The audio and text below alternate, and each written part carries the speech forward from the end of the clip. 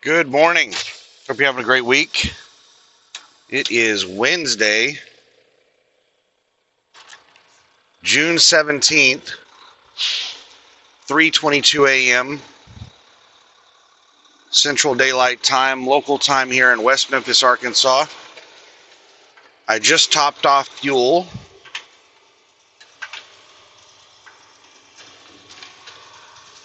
And this is the second fuel stop in a row that DEF has not been working.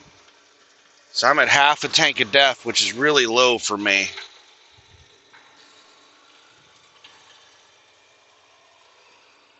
Oh, my other phone's not plugged in. Just a second here.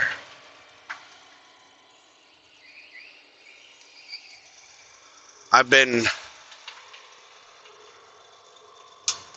parked at the Love's next door since at the next stop sign, turn right. Ooh, let's turn that down. Since about 4 p.m. this afternoon. And I wasn't really sure what I was going to do. Turn right onto Service Loop Road. This load doesn't have to deliver until whenever the hell I feel like getting there, honestly. It's scheduled to deliver on the 19th, but it's not like it's not a firm delivery date.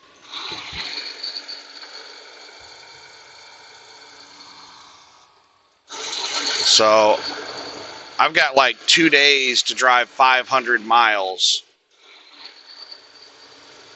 And I want to drive as many miles as I can because I'm paid by the mile, but at the same time, I'm starting to hit burnout.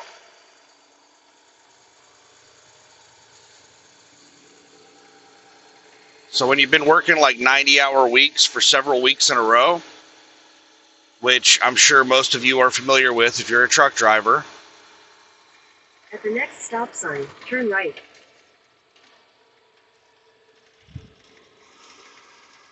Oh, that was a big ass bump. At the stop sign, turn right onto Martin Luther King Jr. Drive. Then you just start to get to a point where you're on edge. There's somebody running across the road. Turn left onto the ramp to Memphis.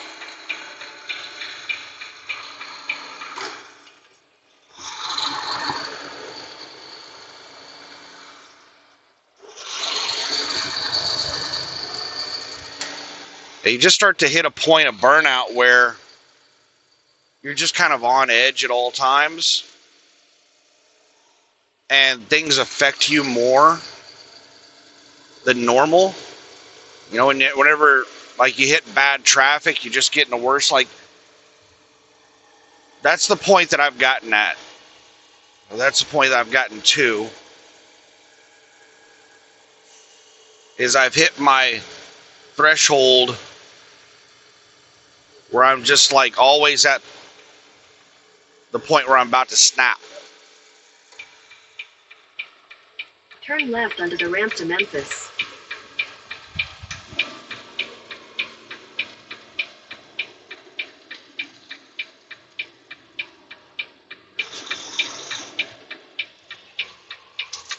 In a quarter mile, merge onto I-55 South. It's one of the many reasons that I typically drive the way I do, where I don't run very hard.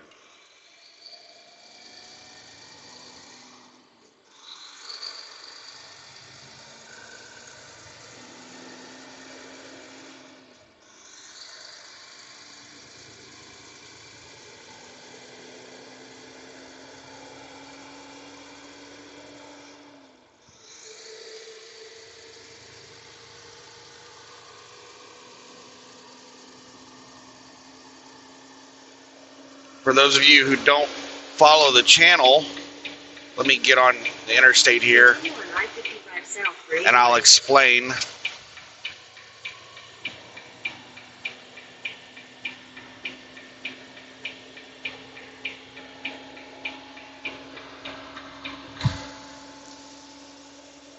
The way I normally run is I just run really big loads. That's all I ever do, is I'll just sit around and wait for a load that's paying a lot of money. And then after I deliver that load, I'll sit around and wait for a week or two until another load pops up that I can book that pays a lot of money. So I generally just haul loads that pay me, like gross to the truck, $4,000 or more. I've had loads that have paid me $9,000 gross to the truck for like a single load. I've actually had, I think, more than that. I can't remember what my biggest load ever was.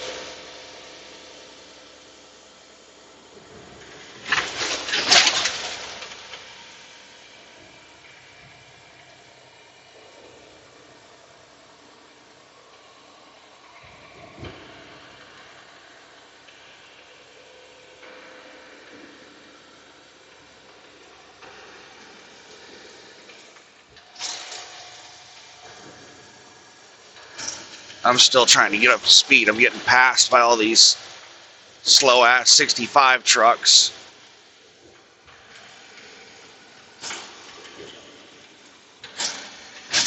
Bouncy damn bridge.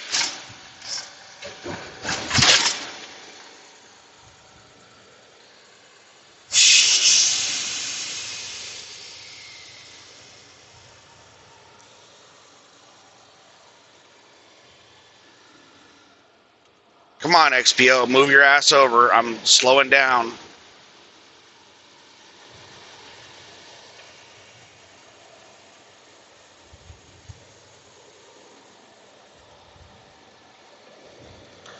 I'm up to 65, but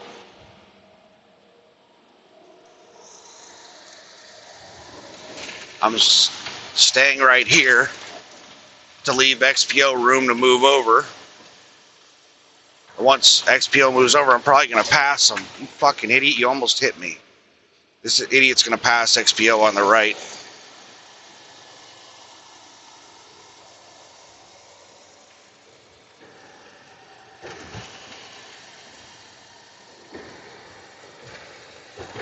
You can tell what they were going to do because people look where they're going. And that person almost hit me because they were looking in their right mirror to see if they cleared me.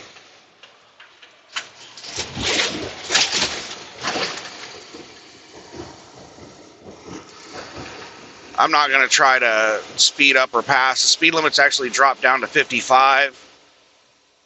And after we get past this bridge, we have some really sharp turns, like 45-mile-per-hour turns.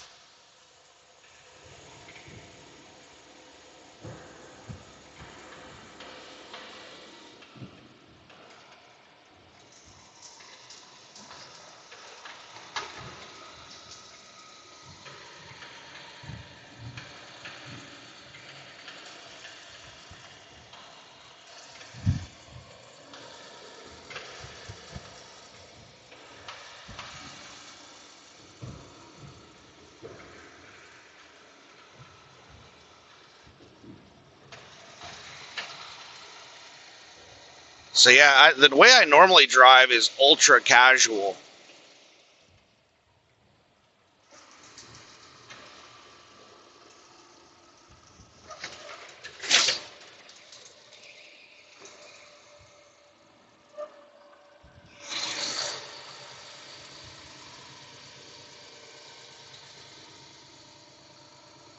And it keeps me at a point where I'm not like stressed out.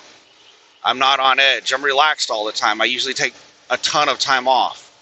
It's like whenever you go on vacation and you actually go on vacation, it's not, you know, some trip where you have an itinerary where you're working harder on your supposed vacation than your actual work because you're trying to fit so much shit into so little time. Like an actual vacation where you just like sit at the house and rest and watch TV and play video games, just completely relax for like 2 weeks.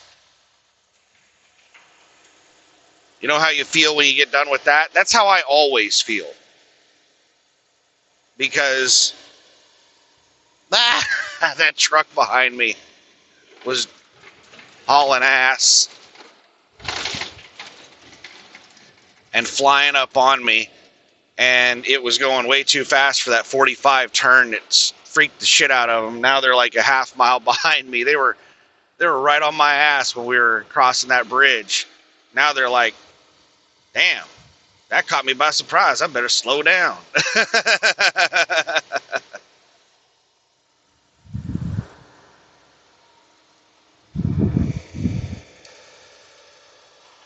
So yeah, I'm on this dedicated account. I'm trying to make as much money as possible.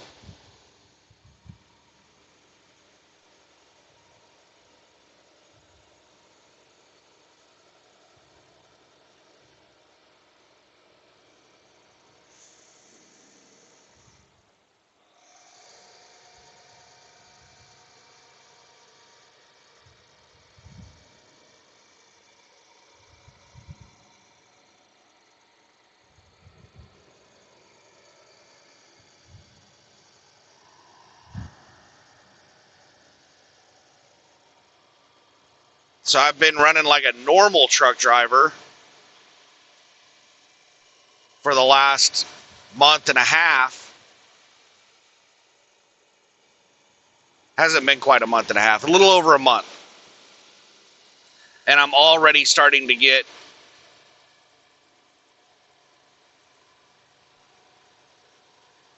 disagreeable. I'm sure that you're probably hearing it in my voice, my attitude, everything. I'm just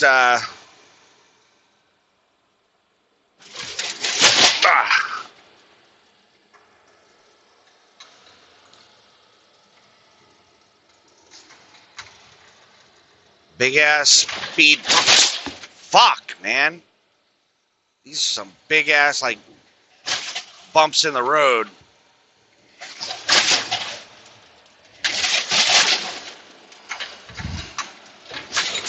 Good Lord, man. Fuck Tennessee.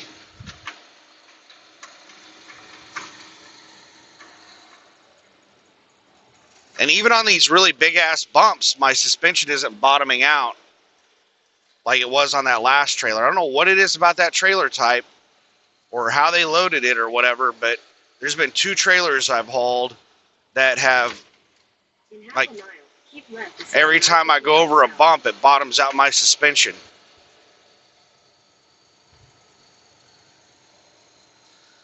So that's been part of my irritability is hauling these trailers, these max weight trailers that are bottoming out my suspension over big ass bumps.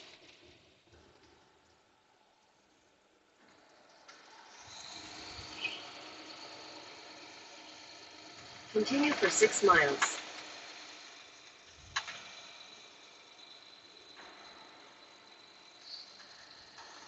Four-wheeler,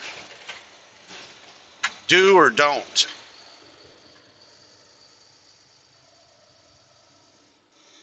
Don't sit alongside me, you dumbass.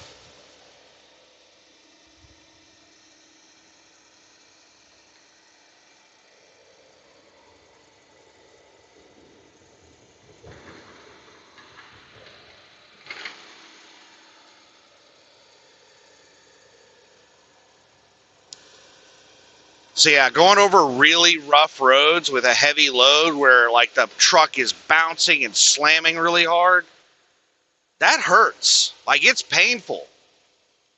Like it'll knock the wind out of you when you slam down in the seat and then the seat slams back up at the same time you're slamming down. Like I'll be falling down and the truck will be coming back up at the same time. That's painful. Knock the air out of you, hurt.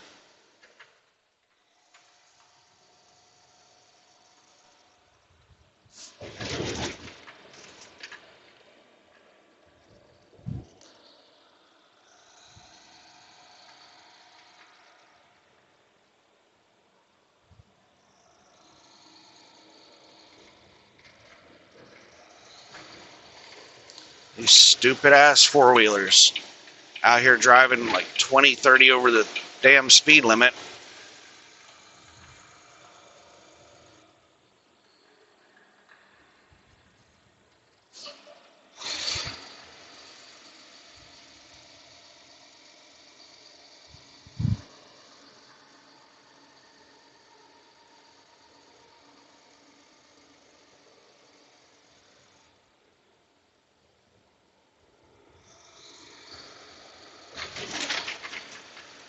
Tennessee road crew.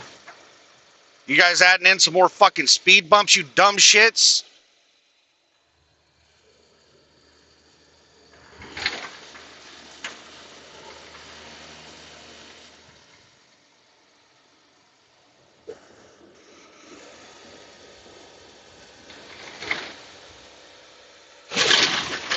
Oh, fuck, man.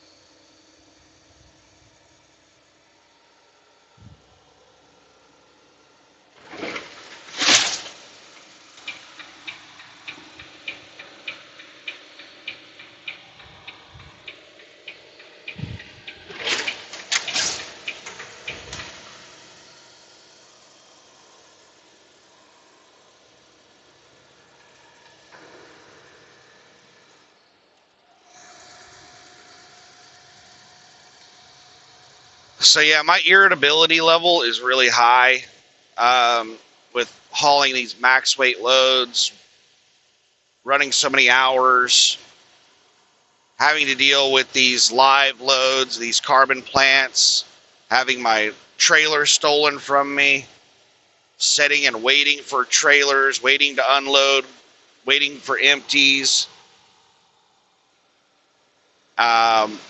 It puts me at like a high level of irritability.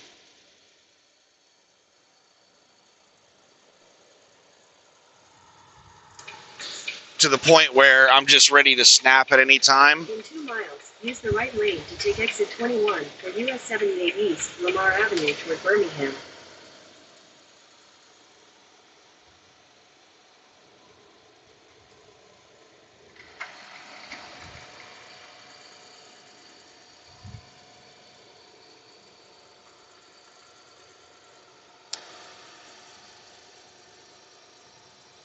And then, like yesterday,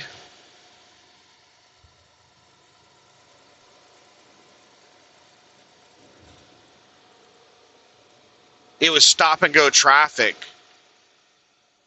for a large portion of the drive between Little Rock and Memphis.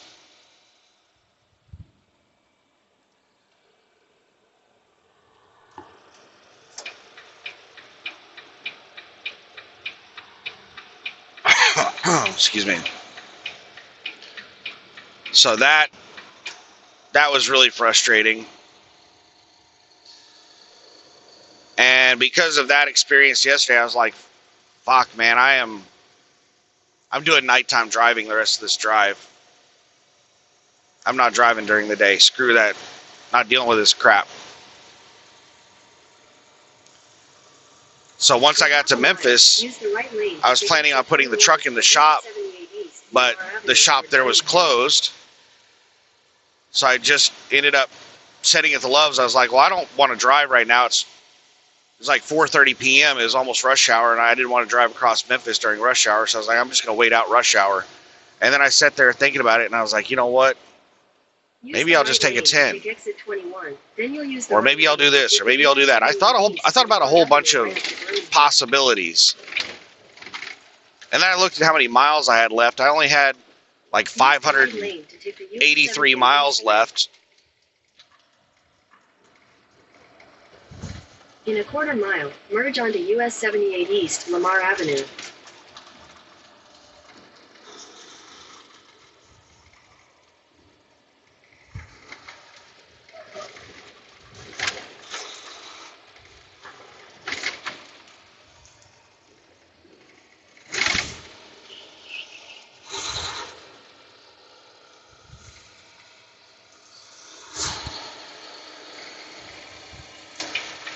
Continue on US 78 East for 5 miles.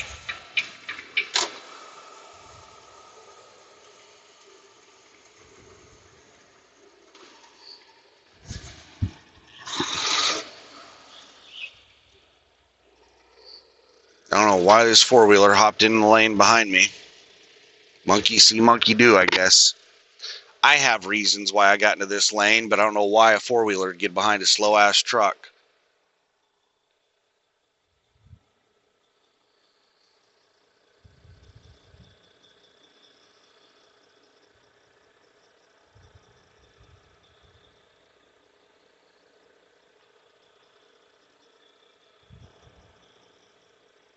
I got in this lane because I don't want to deal with turning traffic, and there's a Love's right there that usually has heavy traffic coming in and out of it.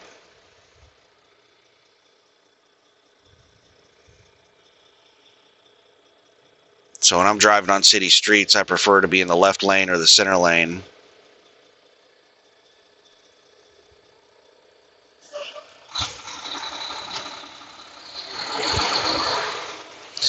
And we got like 5 to 10 miles of city streets until this turns into an interstate. Turns into Interstate 22.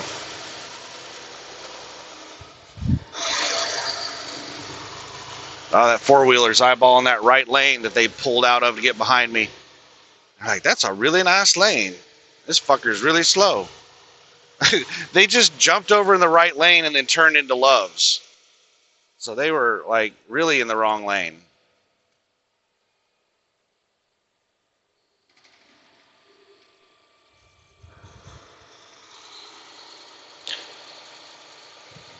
There are a lot of prostitutes in this neighborhood.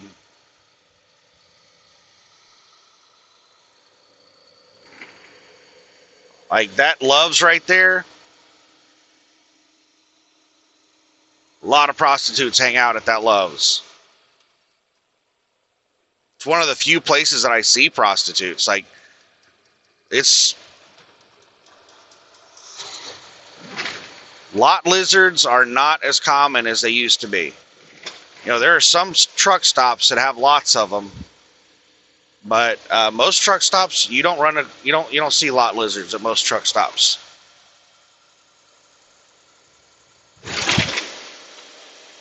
But there's a couple of really sketchy locations that have them. In my last driving video, at the end of it, when I parked at the Love's, while I was sitting there wrapping up the video, there was a young boy and girl that looked really like trashy, like they were homeless, that came up to my door. I have no idea what they wanted. They just started this little speech. Hello, sir. I was wondering if... And I cut them off right there. And I said, whatever it is you're selling, I'm not interested. And they got really pissed off and started like cussing me out, calling me bald, Mr. Clean looking motherfucker. And I don't know what else they called me.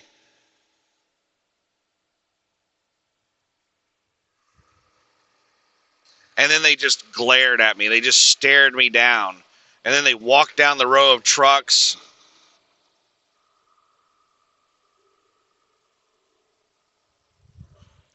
And I think everybody else told them roughly the same thing, or just waved at them to no or something. And then when they were walking back by me, they started staring at me, glaring at me again.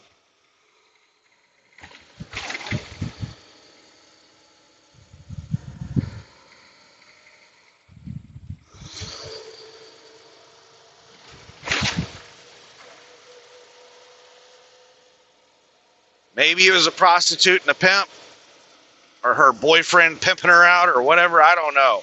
Maybe they were just begging for money. Maybe they were selling Girl Scout cookies. I have no idea.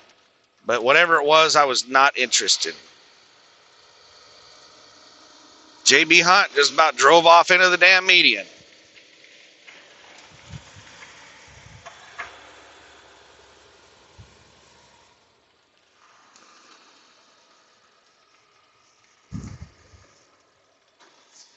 For as aggressive as this damn JB Hunt driver was to get in front of me, now that they're in the front, they're just driving slow as shit.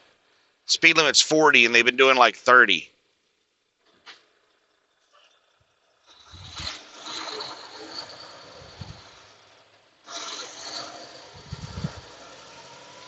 That's the way a lot of these people are. Their lizard brain instinct is to Get in the front. Get in the front. Got to get in the front. Got to get in the front. And then once they get in the front, then they relax. They calm down. They stop acting like a panicked animal.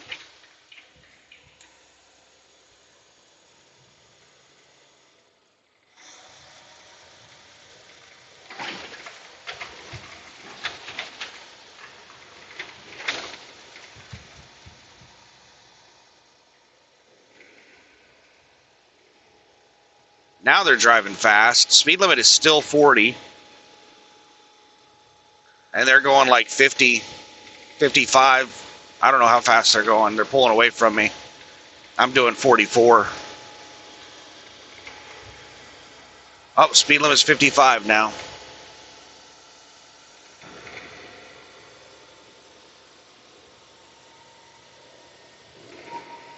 Now the speed limit's 45. That didn't last long.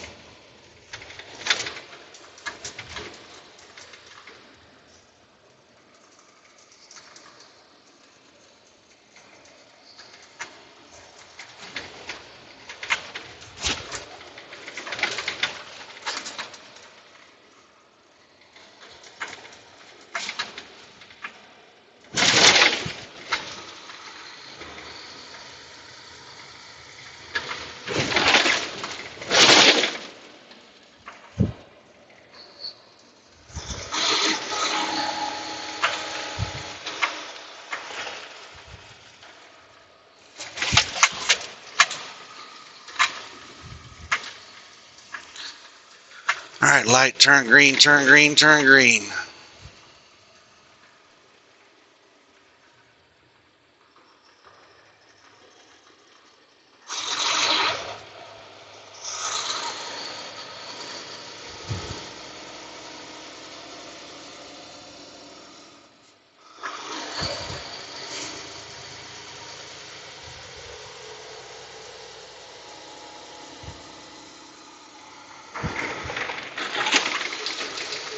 Great. Right when the road gets its most narrow, I've got this flatbed driver flying by me. But at least they went by quick. In half a mile, turn right onto Pleasant Hill Road.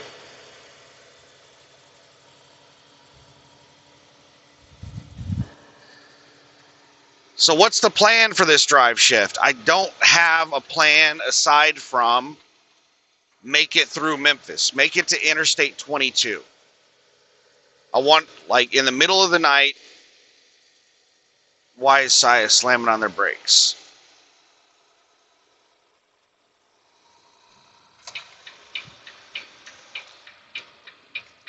Ah.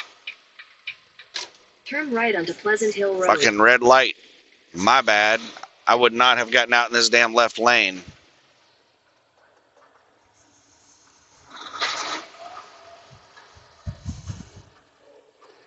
Had I known we were stopping for a damn red light.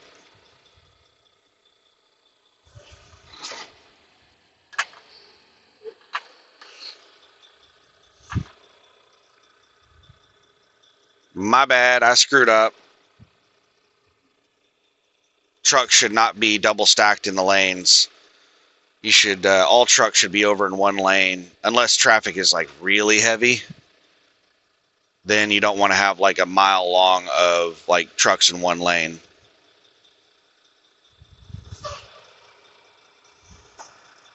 Fucking shit. Left turn signal. There's nobody turning left on either side.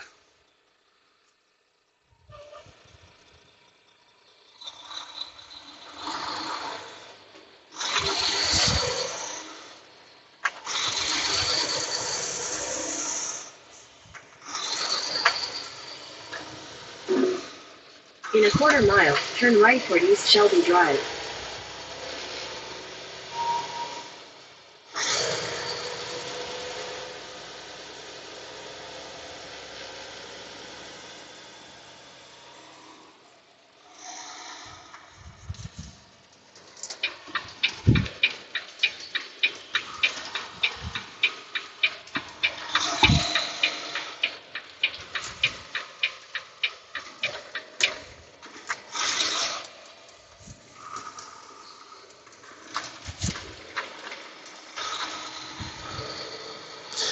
What the fuck is your problem, flatbed? I slowed down to get in behind this flatbed, and it slowed down. It was... Right toward East Shelby Drive. Then Damn. turn left onto East Shelby Drive. This fucker was going as fast as they could when I was alongside of them. Turn right toward Pleasant Run Road. Then you'll take your first right onto Pleasant Run Road. Turn right onto Pleasant Run Road. Google, would you shut the fuck up? Turn right onto Google Then you'll take keeps your first trying right to continue on Lamar Avenue. get me to drive on side streets because it thinks this road is closed. There's a road closure ahead on Lamar Avenue. No other routes available. You're still on the fastest route. In half a mile, continue straight onto US 78 East Lamar Avenue.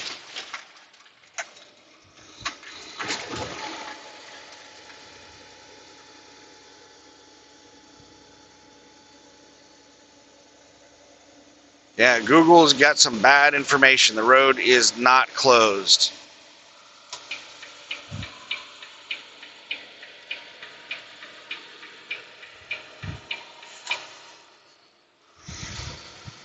Continue straight onto US 78 East Lamar Avenue.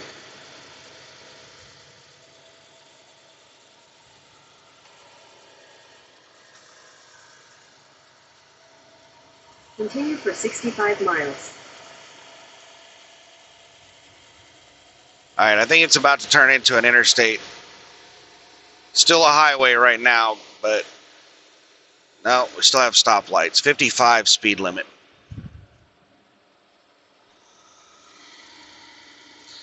So yeah, my only goal was in this drive shift, I was sitting there laying in bed, and I was thinking about just continuing laying in bed. I was like, I had turned my alarm off. I set my alarm for like 1:30 a.m. Yeah, I'm not going to fucking slam on my brakes at 80,000 pounds. We're running this light.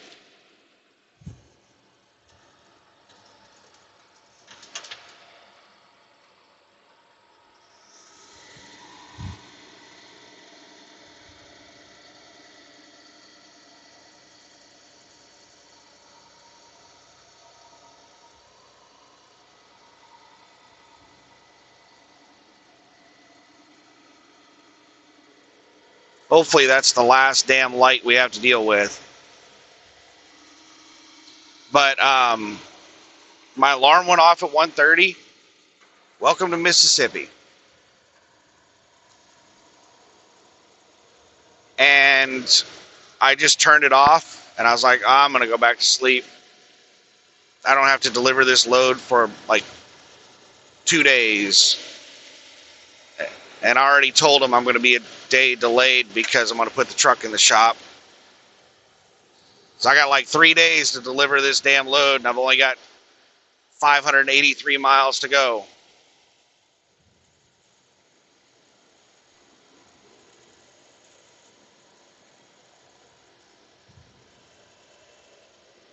Olive Branch, next 4 exits. I think Bialia is down in this area as well. Lots and lots of warehouses around here.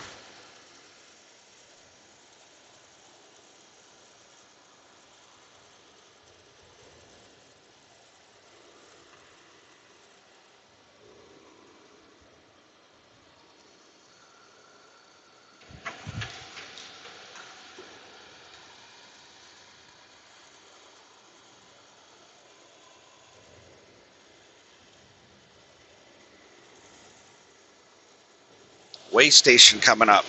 Transponder equipped. Trucks follow in-cab signals.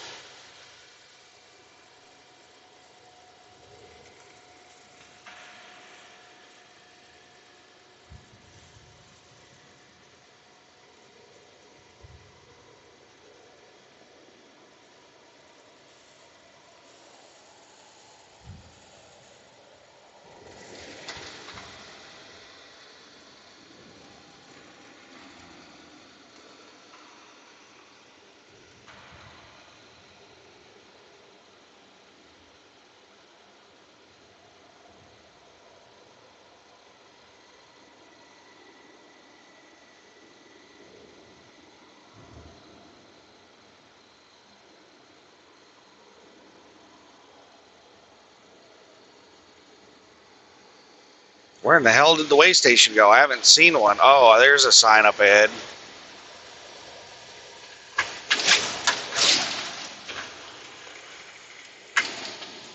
Closed.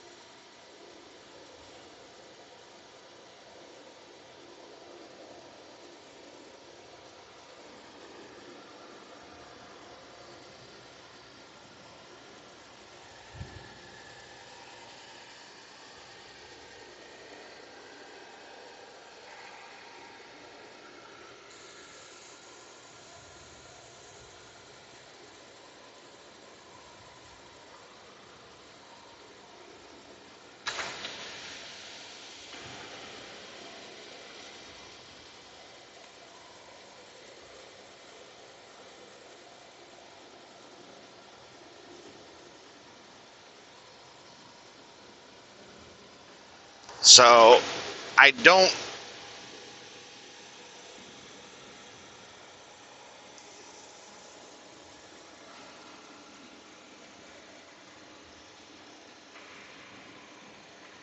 I don't really know what I'm going to do.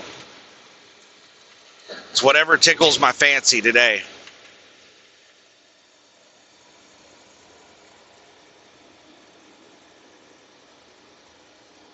I have a stopping point picked out in 60 miles. It's a Pilot Flying J.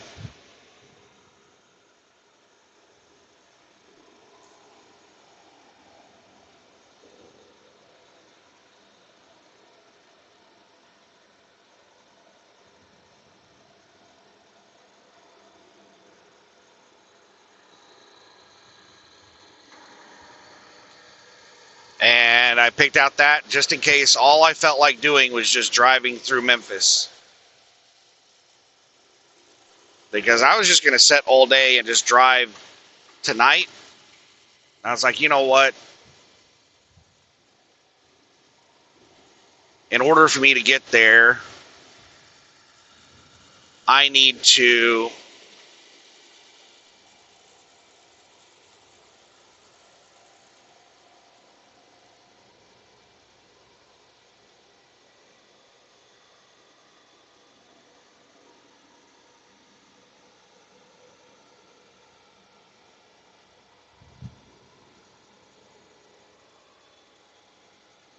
leave fairly early in the evening.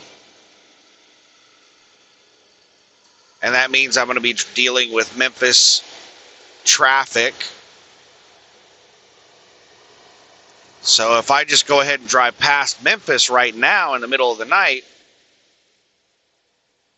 then whenever I start driving tomorrow night,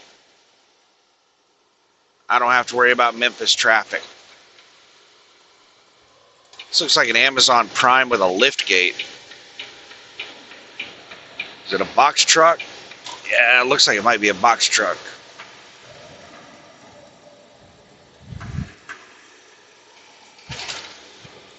What the fuck are you doing?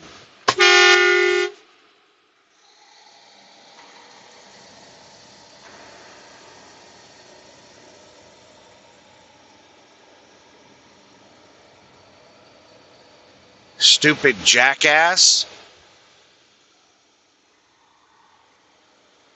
Somebody merging on the interstate and this asshole is going to run me off the road to let somebody else on the road. Like, what kind of shit, like, it was just a box truck. And it had plenty of room to merge on. Dumb shit.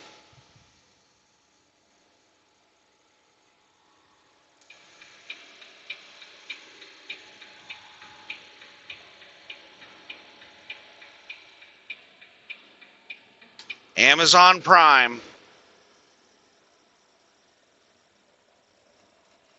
They threw on their signal and just started drifting toward my lane. The magic signal. Well, if I have my signal on, then people have to move out of my way. No, that's not how shit works.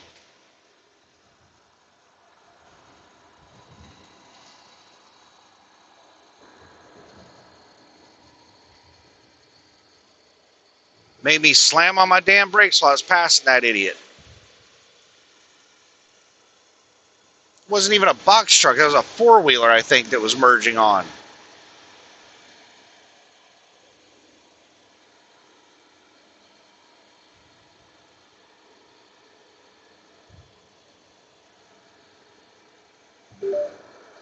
Traffic is getting worse. You're still on the fastest route.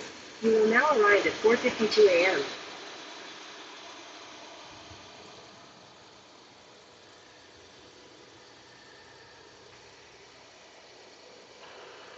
So, why am I not planning on driving further? Why did I just pick this Pilot Flying J?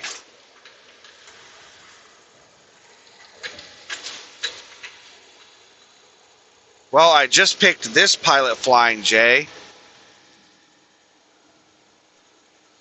because I wanted a place where I could take a shower, where I have shower credits.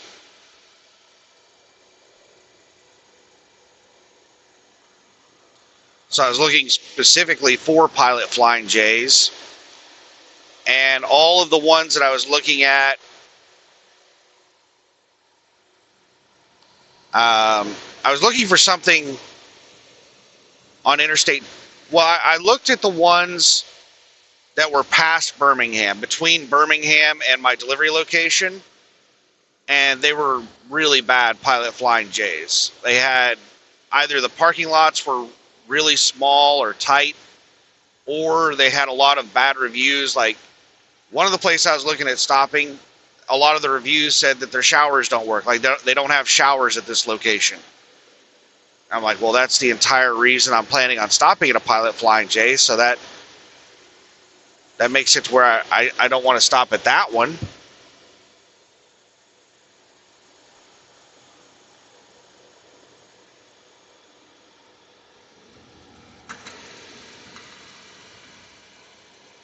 So yeah, all the Pilot Flying J's I looked at across from Birmingham to my delivery in Augusta, in Trenton, South Carolina, which is near Augusta. I think Augusta, South Carolina. It might be Georgia. I don't know.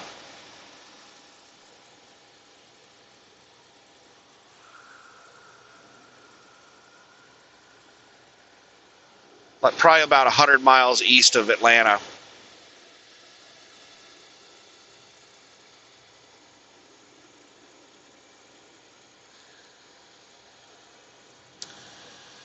I didn't like any of them. I didn't want to camp out at any of them. So I started looking for a Pilot Flying J between Memphis and Birmingham on 22, where there's a lot less traffic than 20. And there's only like two of them. One was right at the edge of Memphis, and then there was this one that's not very far south of Memphis.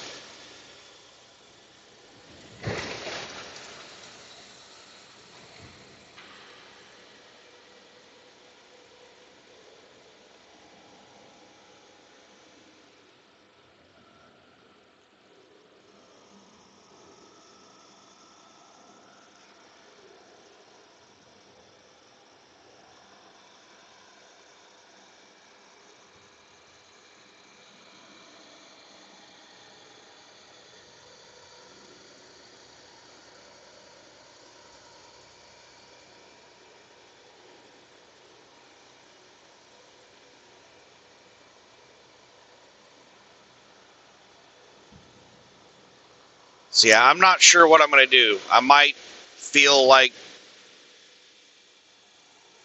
driving on.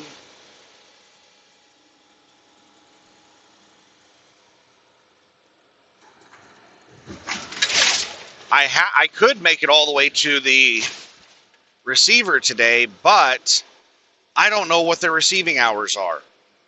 everything that I've seen in the reviews say that they only receive between like 8 and 5.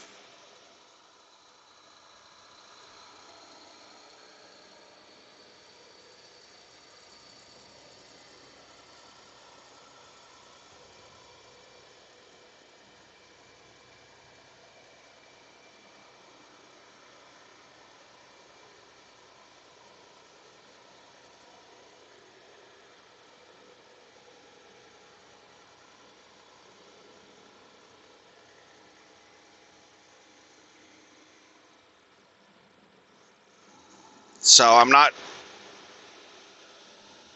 There doesn't seem to be much of a point in driving straight there today, because I don't know if I could. Actually, I could make it there before 5. I would make it there probably by about 1 or 2 o'clock this afternoon. I don't know. That's a possibility.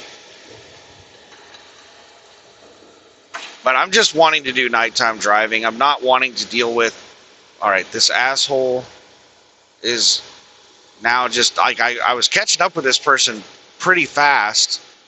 And now all of a sudden that I'm close to him, I'm not really catching up with them anymore. They seem to be speed matching me.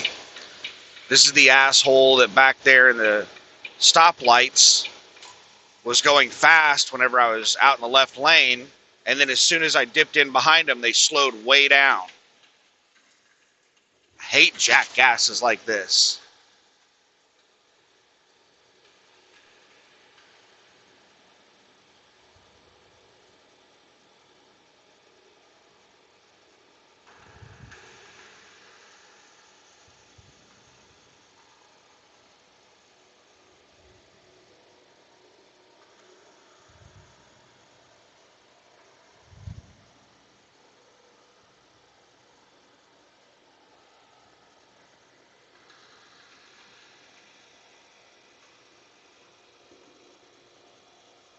Now we're going up a hill, and I'm extremely heavy, so I'm dropping speed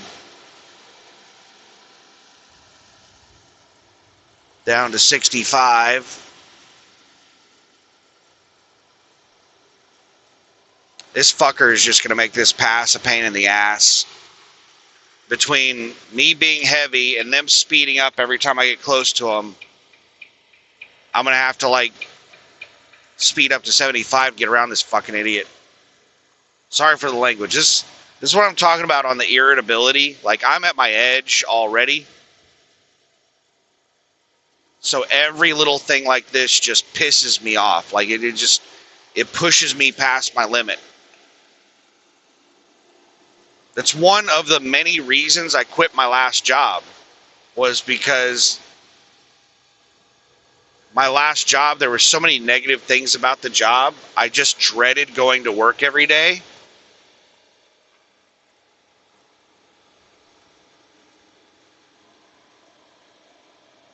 And I was like at my limit all the time. So any little thing that would happen would just set me off.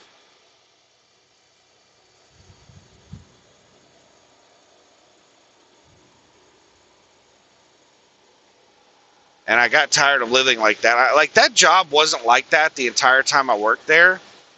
It was like that when I first started working there for like the first 6 months.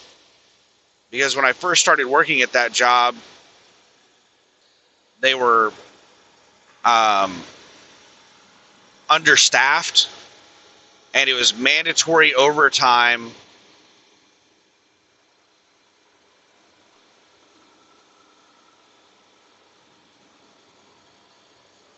With 30-minute lunches.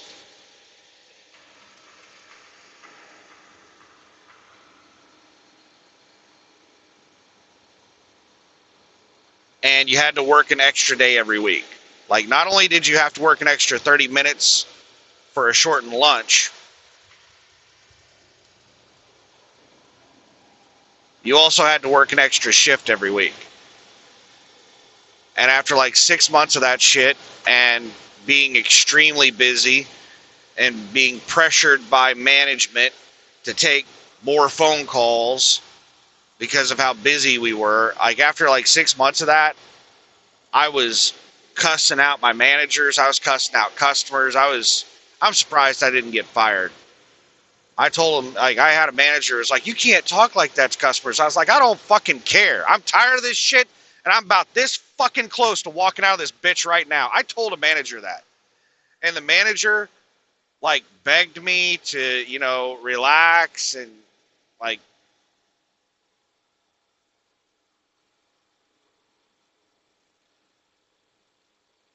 I was one of their top performers. I was one of their best people, but I was past my breaking point. But then I moved to another department. They outsourced the department I was in. They outsourced it to India, and I got put into a higher level support department where I only took a couple of calls a day.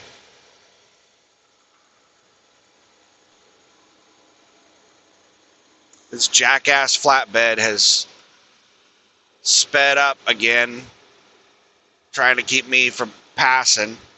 I don't care. Like, what I cannot stand is this asshole speeding up and slowing down in front of me, just yo-yoing in front of me, trying to keep me from passing. Pick a fucking speed, either go faster than me or slower than me. Don't just sit here in front of me, speed matching me, trying to block me from passing. Now they're slowing back down. I'm catching up with them.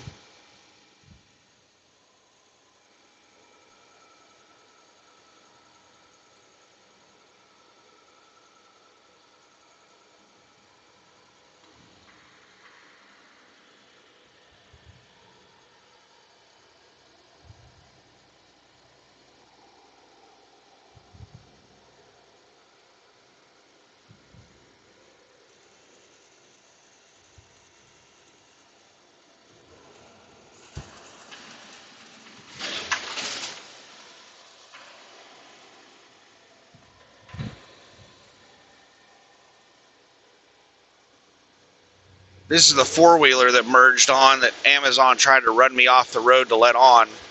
It's been slowly creeping up on me ever since then.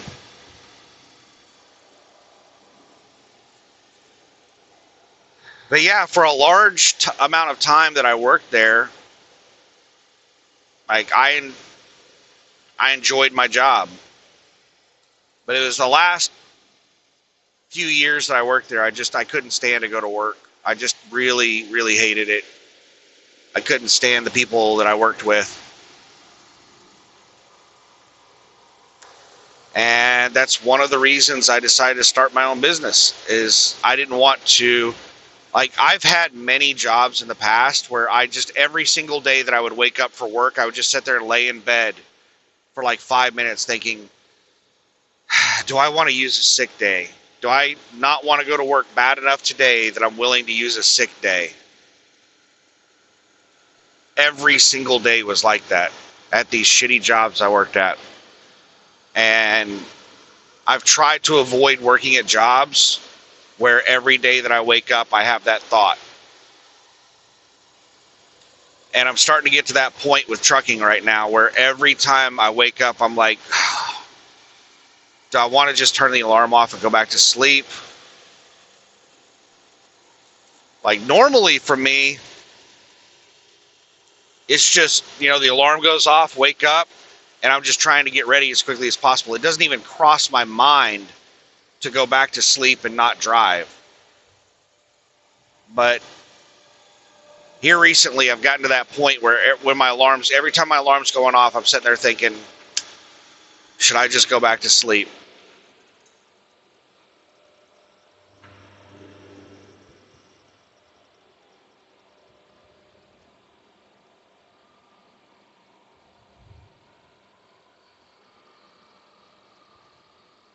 Great.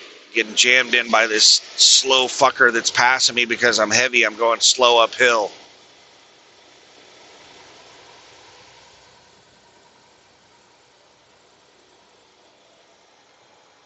There are a lot more people that drive at night than there used to be. And it just keeps getting worse. The amount of vehicles on the road at night is really high.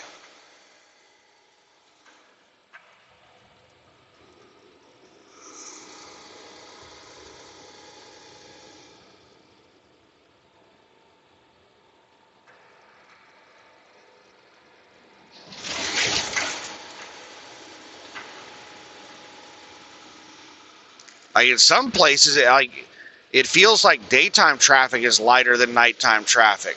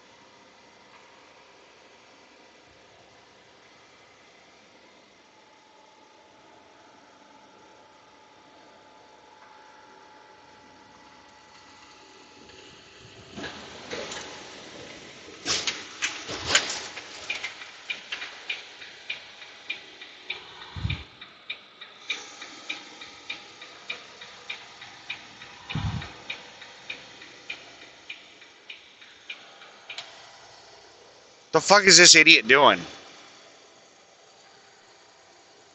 This jackass just passed me and now it's sitting behind a 65 truck.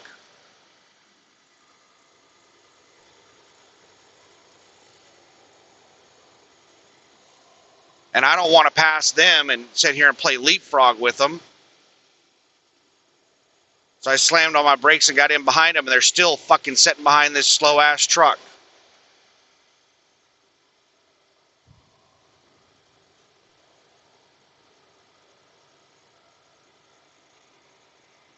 Dumbass. I should have just passed this idiot.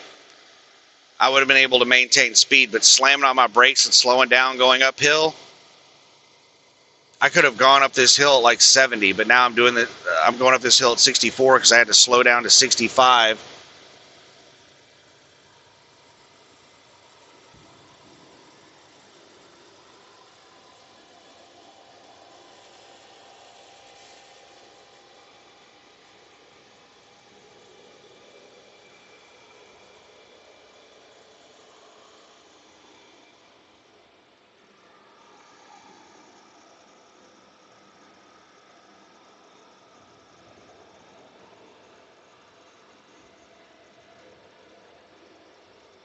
Well, at least that flatbed is not close in front of me anymore. Hopefully it's found somebody else to try to block from passing. And they're pushing it to go even faster.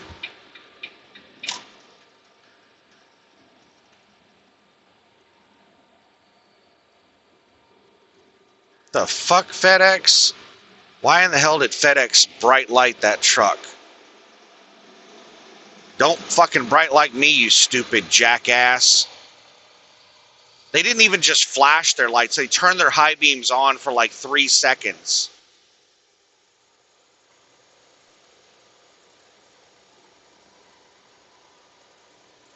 Fucking idiot FedEx driver. If you don't know how to use lights, don't do it. Like, in most situations, you shouldn't. Even if you know how. You shouldn't flash over every fucking driver.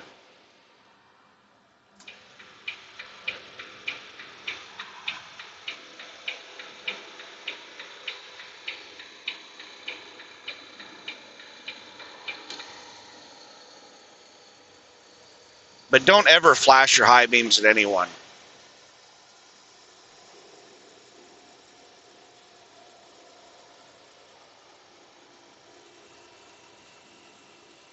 If you ever flash your high beams at somebody, that's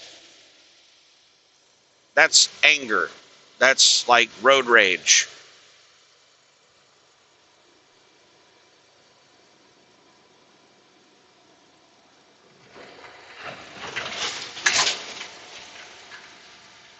What you're communicating to someone when you flash your high beams at them is fuck you.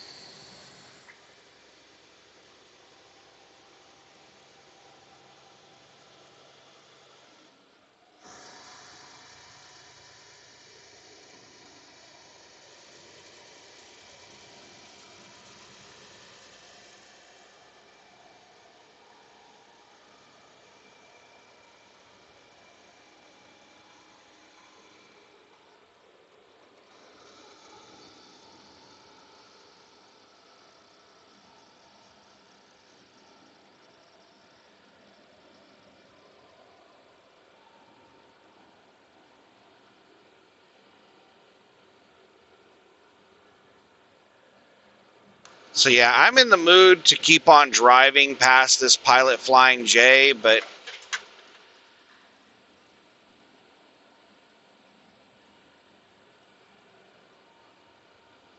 and I don't really want to park at the Pilot Flying J at this time because it's going to be difficult to find a parking spot this early in the morning.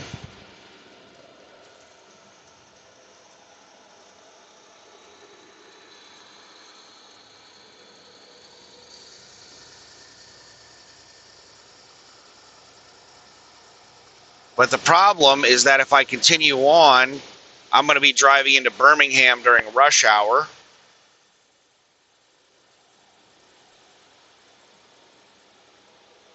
And morning traffic on 22 going into Birmingham is bad. There's just massive amounts of cars from, outside of town that just come onto the interstate heading into town for work.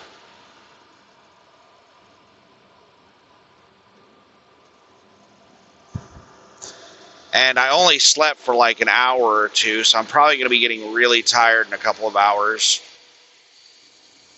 So yeah, I think even though I don't really want to, I think I'm going to just go ahead and stop at this Pilot Flying J, get a shower, just kind of like take the day off, and then I'll start driving. Big fucking bump. Then I'll start driving tonight.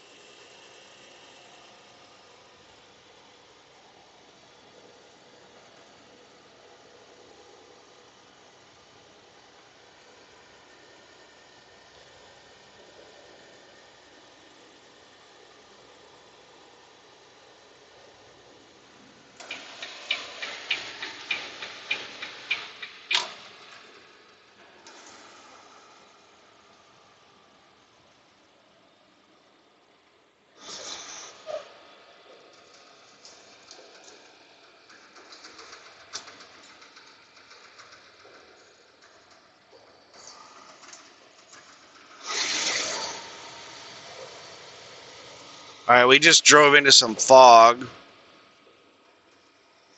that is so thick that it's leaving residue on the window, like condensation on the window.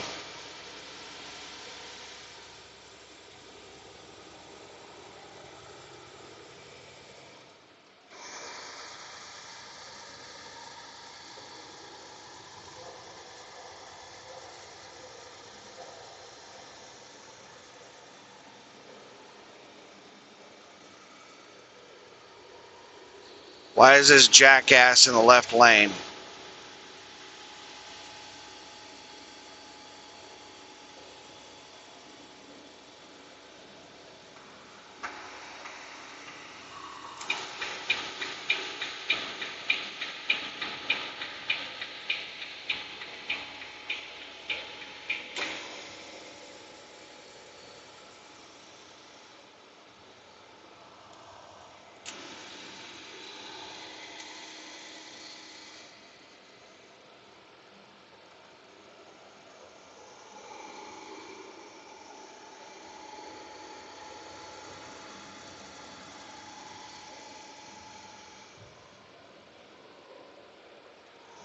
Fucking idiot over there high beaming me.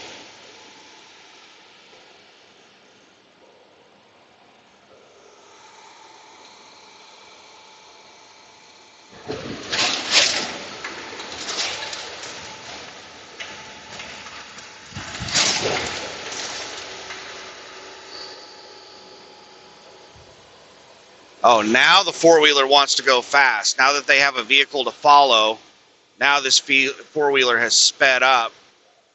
When they were running out in front, they didn't know what the fuck to do. They were out here doing like 55 miles an hour. Now that I'm out here in front, now they want to fucking go fast.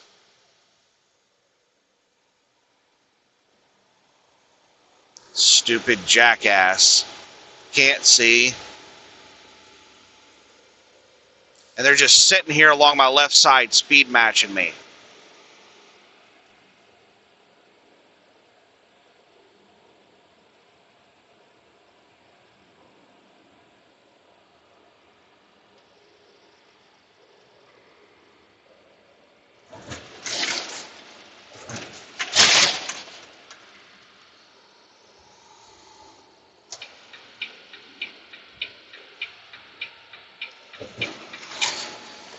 Tired of this stupid jackass.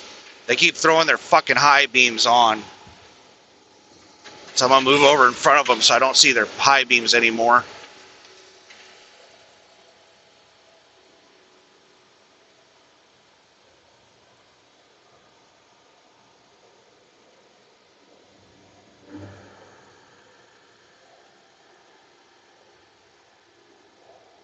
I fucking hate people like this. I wish this idiot would just keep going 50 fucking miles an hour back there. But no, he's just following me with his fog lights on, his regular lights on, and he keeps flashing his high beams.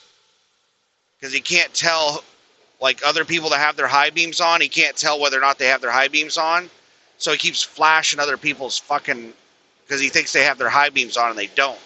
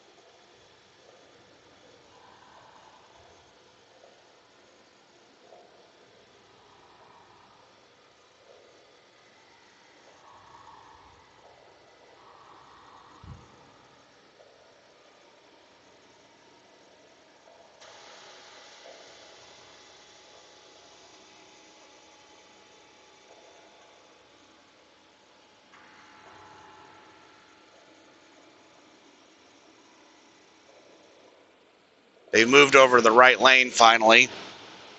And they turned their fucking floodlights off.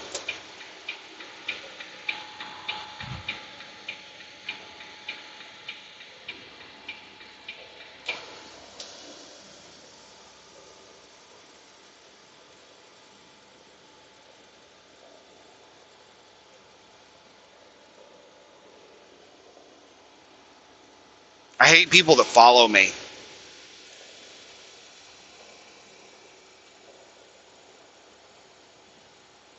People that can't see at night, that will latch onto me and just follow my taillights. I cannot stand that shit. Because I don't want somebody's... A jackass has gotten back in the damn left lane again.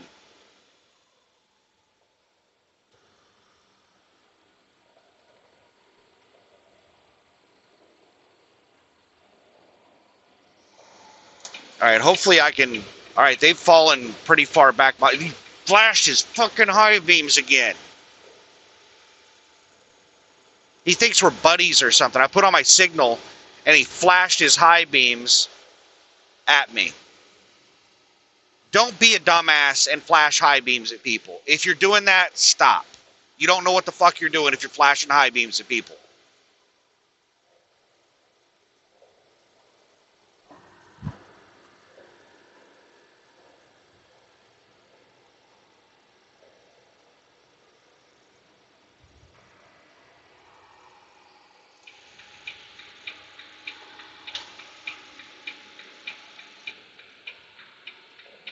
That stupid jackass is sped up and is riding my ass again. He got like a 1,000 feet behind me, and now he's sped up to where he's right on my ass.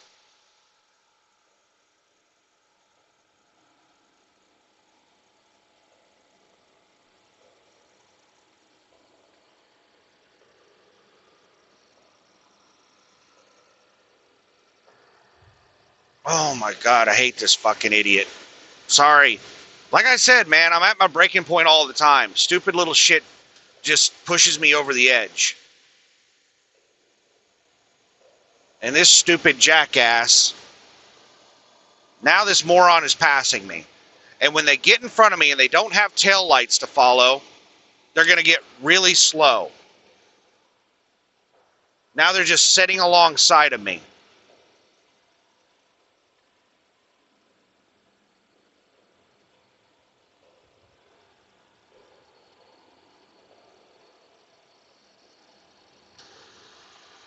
They're inching past me right now.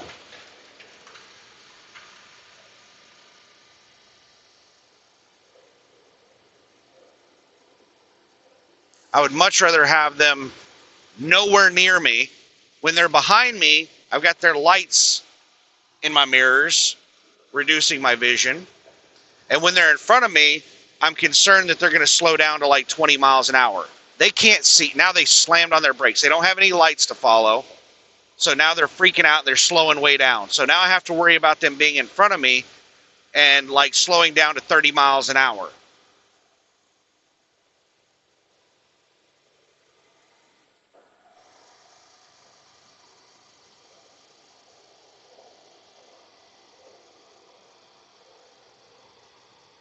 And they're constantly turning their high beams on and off.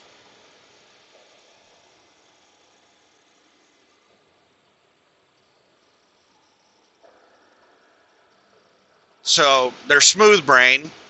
They don't understand that high beams are really bad in fog because all it does is reflect the light back at you and reduce your visibility.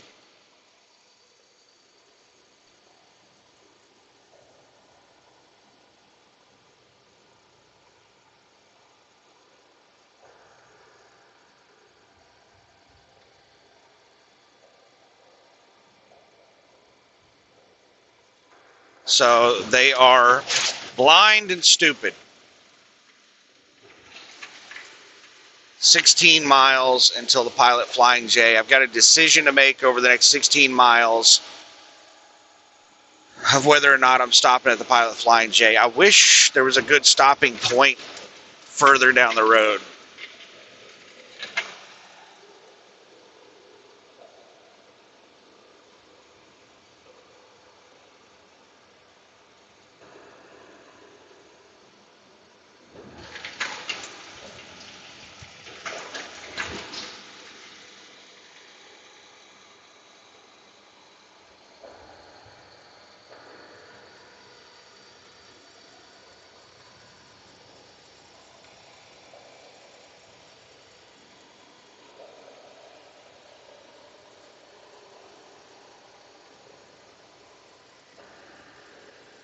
All right, the fog just ended.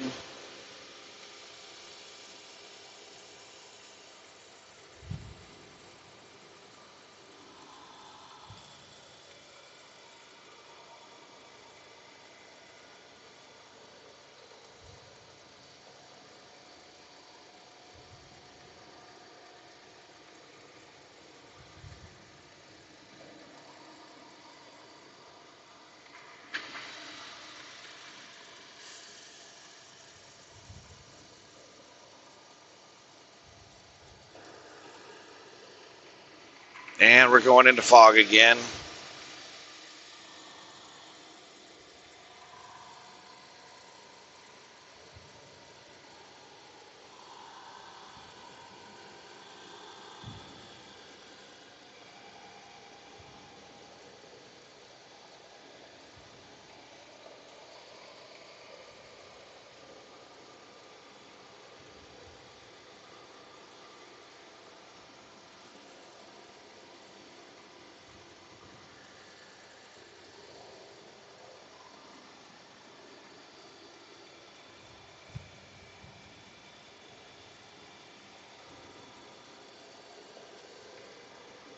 I've got to get something figured out with my blower.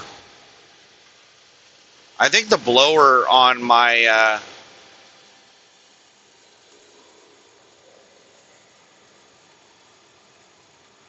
my HVAC on the cab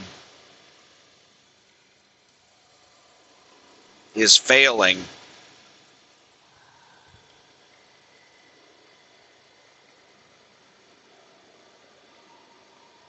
Either that or there's a blockage somewhere. I checked the filter and the filter looked good.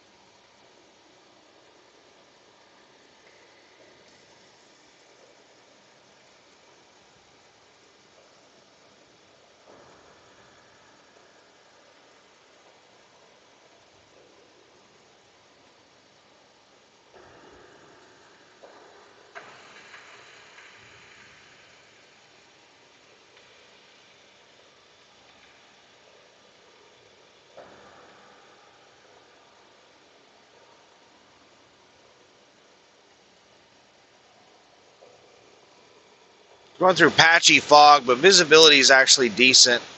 The fog's not too bad. Visibility is decent if people have their lights on. Something that doesn't like have reflectors or lights,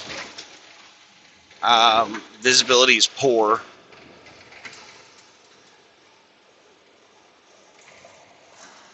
But that can be said for basically anything at night.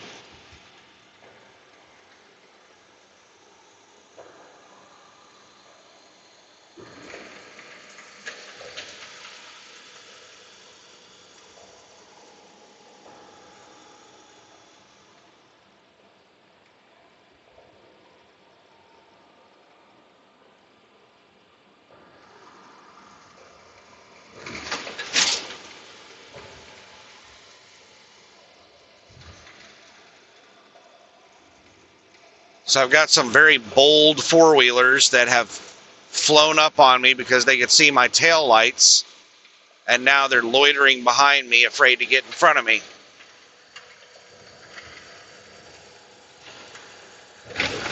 All right, we got out of the fog, so Jesus, got their fucking brights on.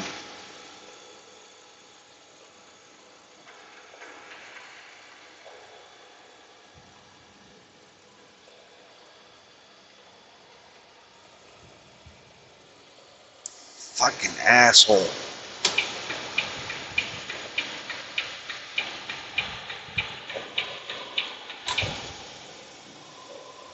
This jackass van right here.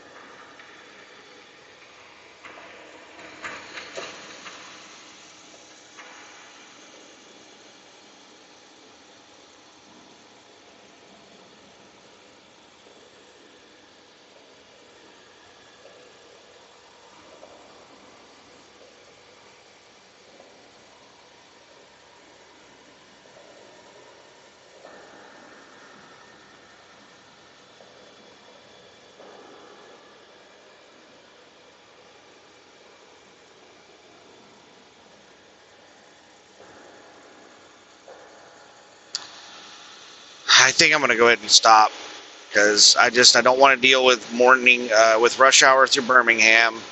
I'm getting tired of driving around these idiots in the fog.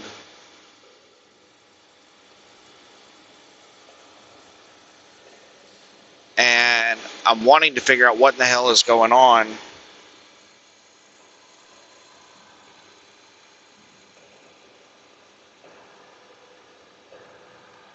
with my blower.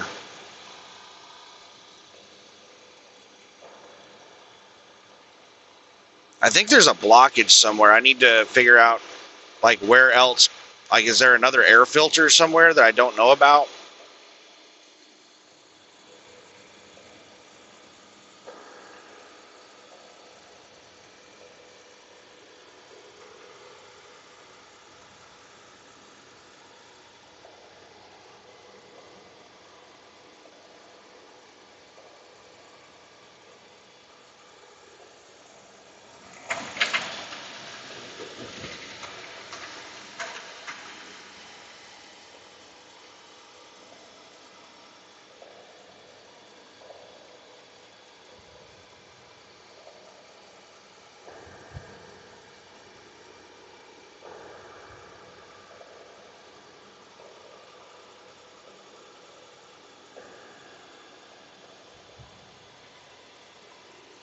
Yeah, this has been a really bad week. Wasted a day getting live loaded. Wasted a day, well, not a day. Wasted a drive shift getting live loaded. Wasted a drive shift because some old woman at TSD stole my trailer.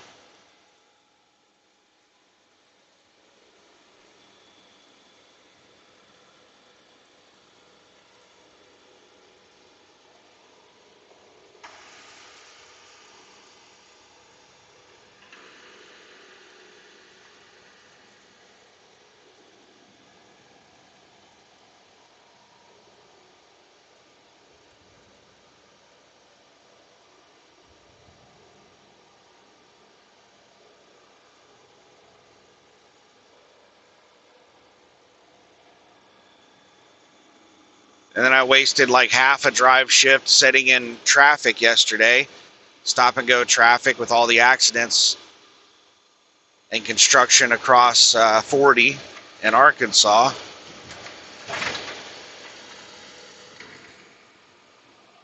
Fucking jackass. In 2 miles, take exit 64 for Mississippi 15, Mississippi 30 toward Pontotoc, Ripley.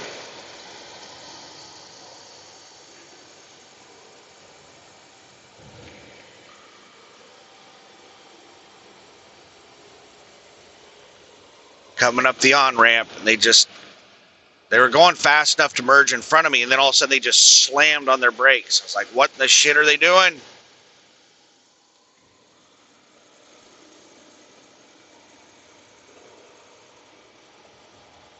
For safety, I did an abrupt lane change because I had no idea what their dumb plan was. They just like came to a stop on the on-ramp.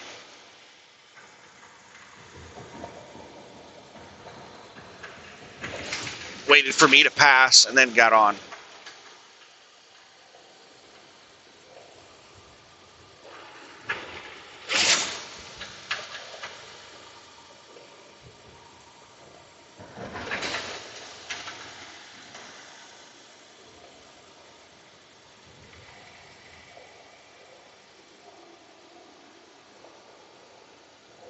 In half a mile, take exit 64 for Mississippi 15, Mississippi 30 toward Pontotoc, Ripley.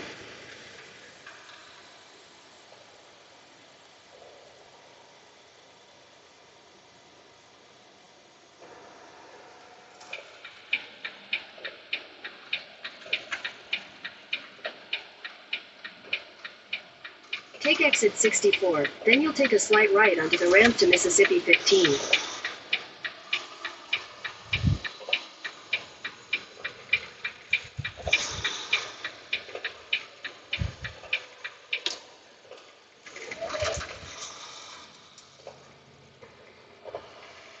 Lots of shoulder parkers.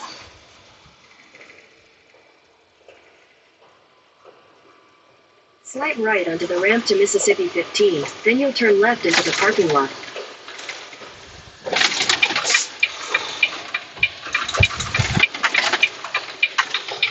Alright, nobody coming. We're clear.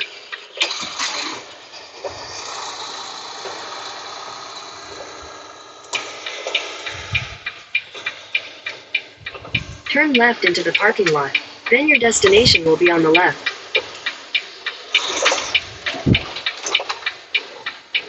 We've got creative parkers all over the place.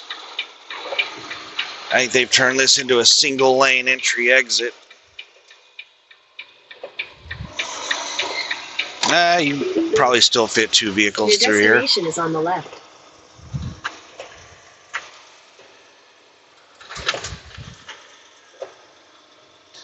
Now it's 4:53 a.m. This is around the time of day when the early risers are getting out and about.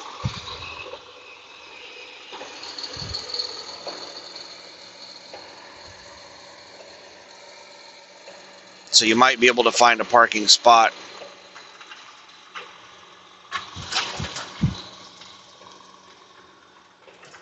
What the shit?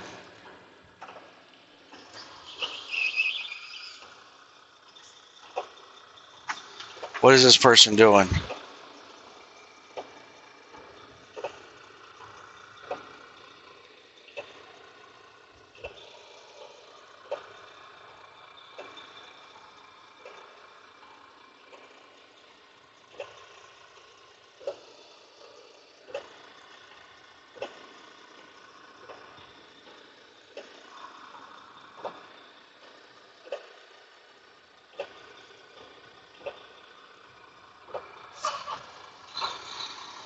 I think we have somebody trying to back into a spot that can't. Yeah, Prime Incorporated is trying to back into a spot, and that person got frustrated, said, screw it.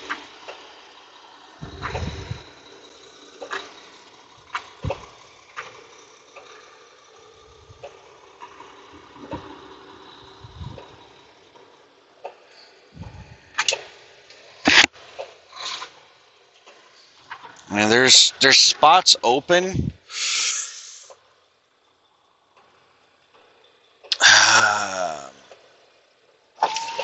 There are certain places where I would prefer to park.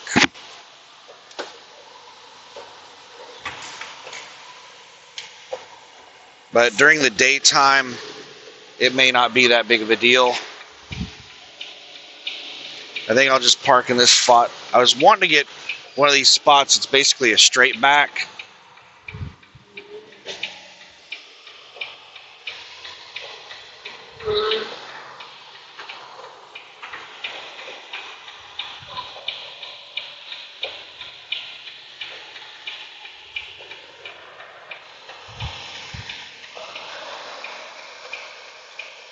This is not a good setup.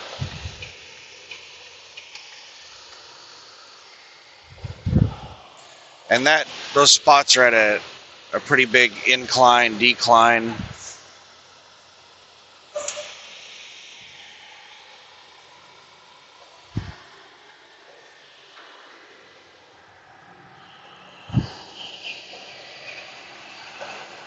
One of these corner spots right here is what I was ideally trying to get.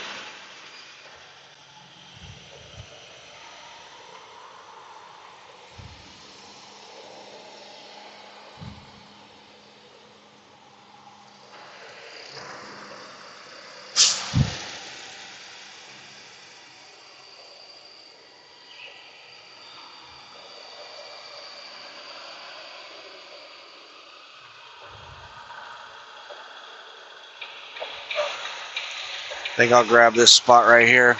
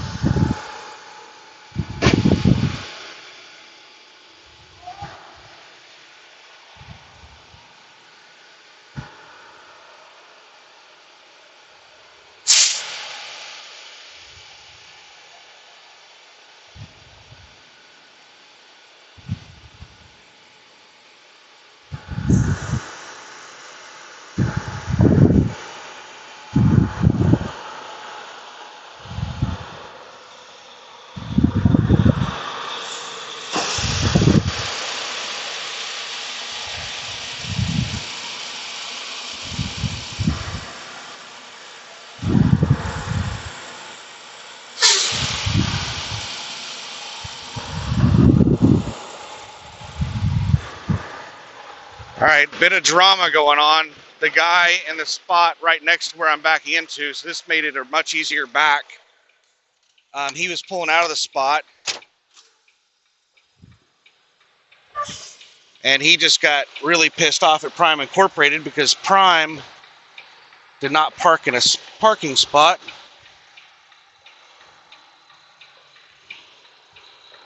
Prime, I cut this too hard.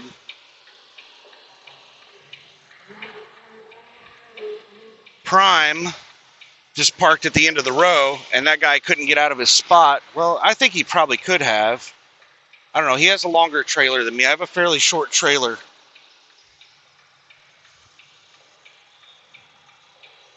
But these jackasses are parked at the end of the row, like this hot shot right here, right next to my truck, is parked at the end of the row, making this spot that I'm backing into much tighter than it should be. It should not be as difficult to get into this spot, but we have these creative parkers that are making these spots harder to get into.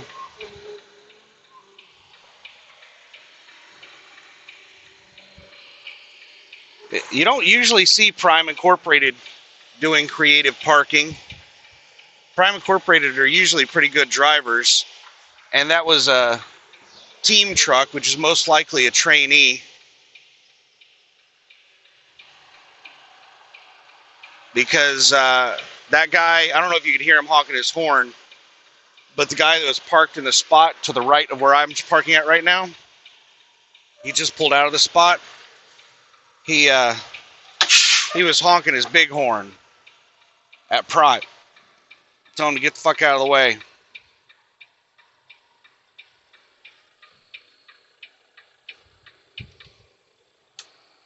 So Prime spent all that time parking right there, and somebody just made a move.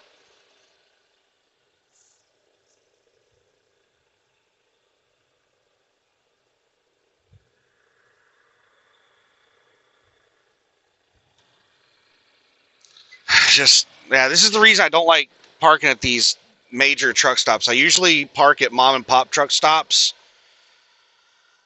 These majors just get so overrun. There's so many creative parkers at these damn majors.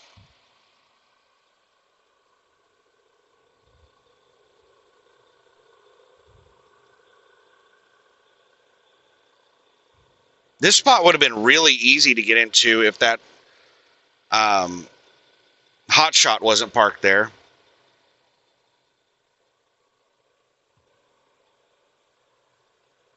But my trailer is only like a 48-foot trailer. It's about 5 feet long, or 5 feet shorter than these other trailers. If I had a full-size trailer, it would have been very difficult to get into this spot with that hot shot parked there. That flatbed didn't even try to pull out with Prime there. Here comes Prime. They just circled the lot. They just came back around. Let's see what they're going to do here.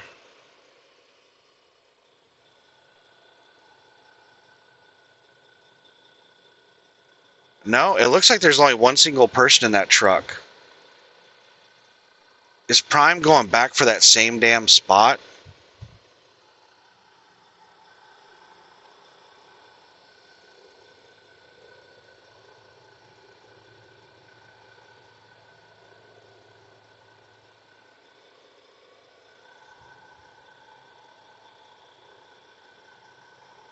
What's really bad right now is Prime is circling the parking lot in the wrong direction. So most of their parking spots are going to be blindside.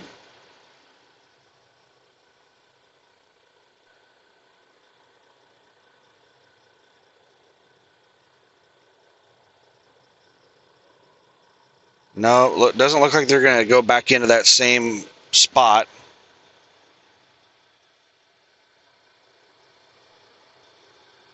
This Prime driver was struggling to park at the end of the row. So this guy, a lot of these creative parkers, the reason that they park at the end of rows and along the curb and stuff like that, where they're not supposed to be, is because they cannot back for shit.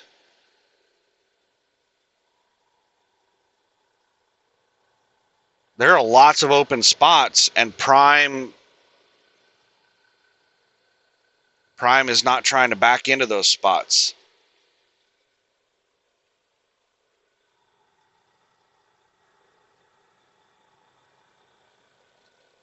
So let's see. Let's do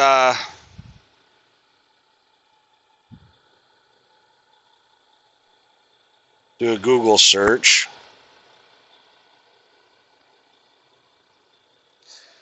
2016 Volvo VNL air filters.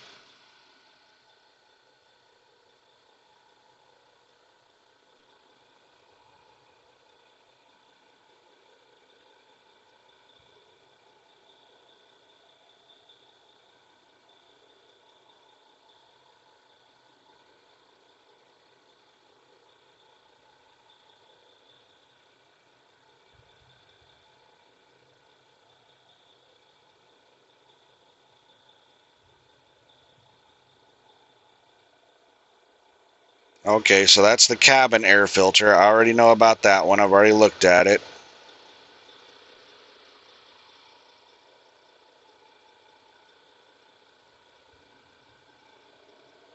And then these filters must be replaced. Just in a second we'll see a second filter which is in the bunk. It's under the bunk bed, which is a Volvo filter. It's a little more expensive. And you see those marks right there? That means the heater was leaking.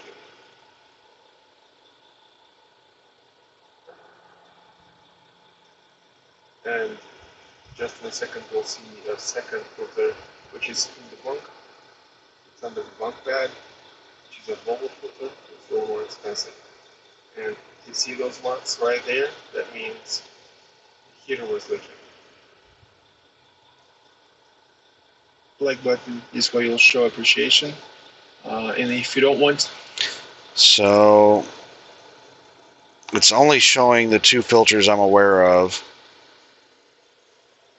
Oh, fuck. Prime is trying to back into this spot next to me. And Prime can't back for shit. And that hot shot is out there, making the spot even tighter than normal. Oh, sweet, sweet. Somebody just pulled out of one of the end of the row spots that's a straight back. Go for that, Prime. Prime is going for that one now. It's not often that you see bad Prime drivers, but this is a bad Prime driver.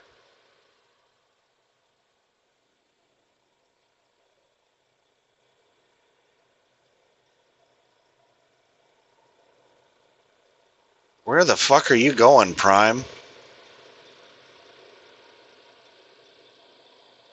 Is he going to circle the entire lot to back into that spot? No, he just pulled way down the road. Now he's backing all the way down the road to get to that spot. Like, he pulled probably 300 to 400 feet in front of that spot, and now he's starting to back down the road. I was like, why in the hell are you going to circle the... It's a straight back, man. Why would you circle the lot for that?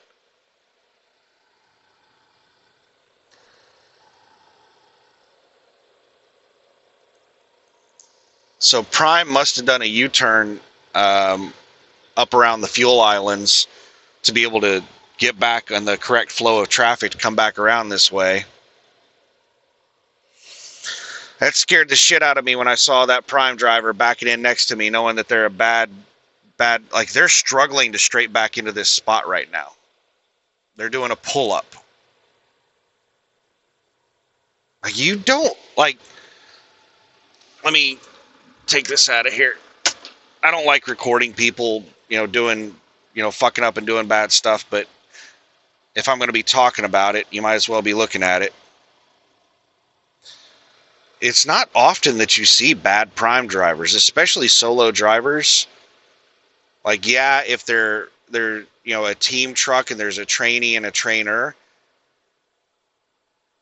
Maybe this is a trainee and the trainer is sleeping. But, you would think that the trainer would wake up if the trainee was struggling with backing like this. Now they finally got it.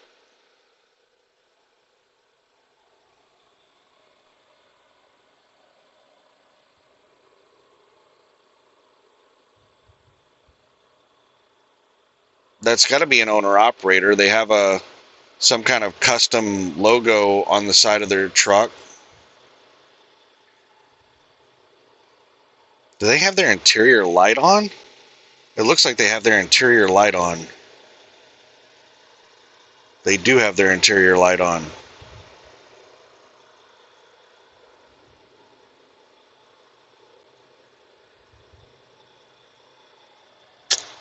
Yeah, that's not something you see very often. Like, I talk shit about Prime because their pay is not very good, but they usually have like some really solid drivers. Like, it's Prime is really selective about who they bring on because they have so many applicants and they hire a lot of people. I've heard, I don't know what the current numbers are, but whenever I was researching, I thought about Prime. Prime is one of the companies that I considered starting out with whenever I got back into trucking. And they hire something like 100 people per week. That's how bad their turnover is that they have to hire like 100 people a week to maintain their fleet. I don't know how accurate that number is, but that's when I remember when I was watching YouTube videos from Prime drivers, they were talking about class sizes, and they were saying that there was like 100 people in the classes. But I don't know how many of those actually make it through the class, because the first couple of days of the class is like taking drug tests and all kinds of stuff like that. And a lot of people, like, I don't think they do the background check until you show up. I remember seeing a lot of YouTube videos of people showing up for orientation at Prime, and like within the first day or two, they got sent back home because they failed like the background test, or the I think it was the background check. Yeah, they do the background check. And I remember when I started with USA Truck, they only have like a 2-day orientation, and it was actually only like a day and a half, and it would have been shorter than that, but they had to wait for the results of our drug tests before they would complete us on the orientation and give us our badges and stuff like that. I didn't think drug test results happen that fast, but apparently they do, because they had us do the drug test. Was one of the first things we did on the day one, and then that was the results of that test was like the last thing we did in orientation at the end of the day.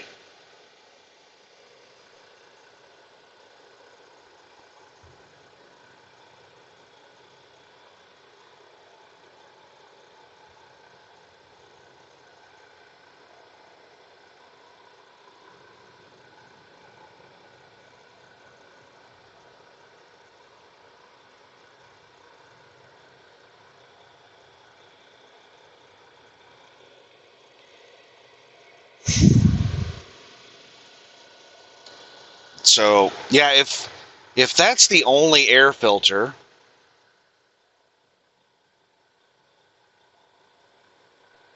and I haven't replaced the air filter, but I've cleaned it. It was, pretty nasty.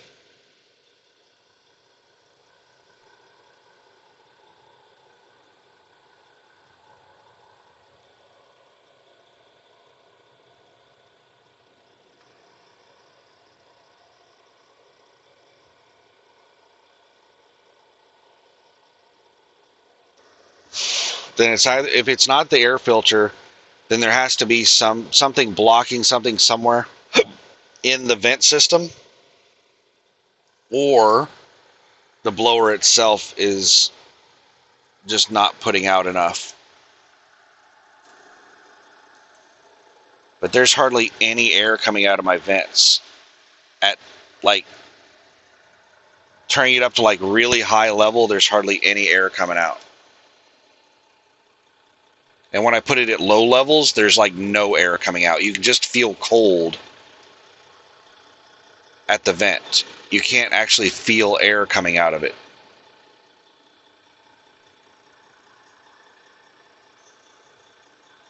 I guess what I could do is I could go take the air filter out and see if that increases the airflow. If it does, then it's a filter issue.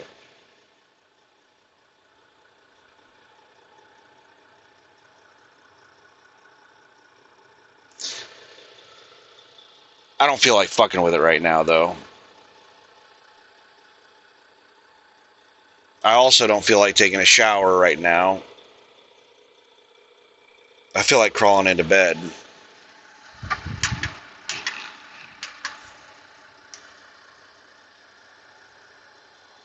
So I think I'm going to end the video and go crawl into bed.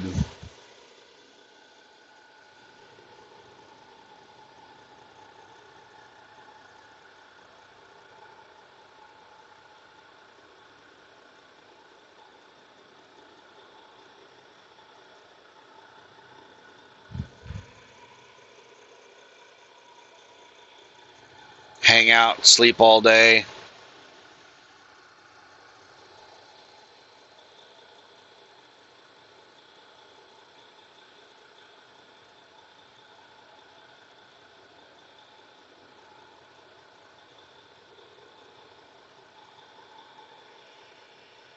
And then figure out what in the hell I'm doing tonight. Oh, I downloaded an update for the Pilot Flying J Fuel app, and it's now showing something on there.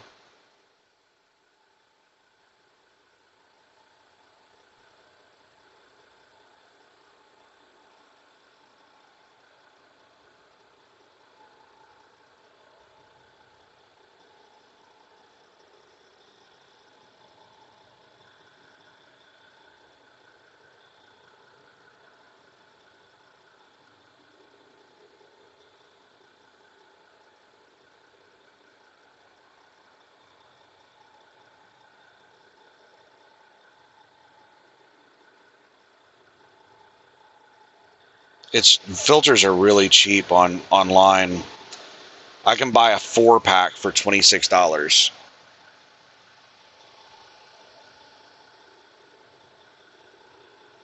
So they're like $6.50 a piece.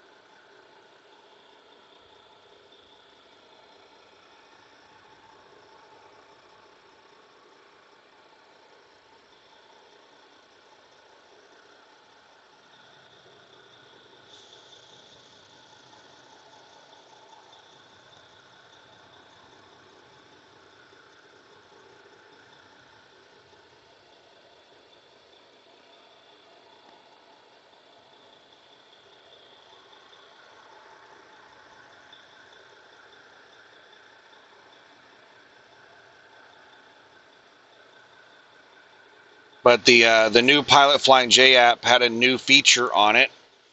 It's the Elite program.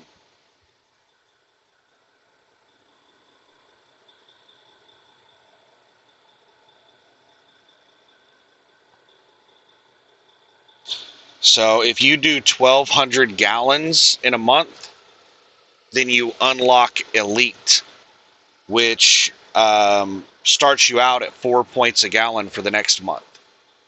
I think that's all it does. Let me pull up the info. Elite status. Fuel 1,200 gallons in a month to unlock Push for Points Elite and earn 4 points per gallon when you activate the following month. No reset, just rewards. So you don't have to start over at 0 the next month if you do 1,200 gallons in a month. You start out at 4 points per gallon. Now, there used to be a point in time when Landstar had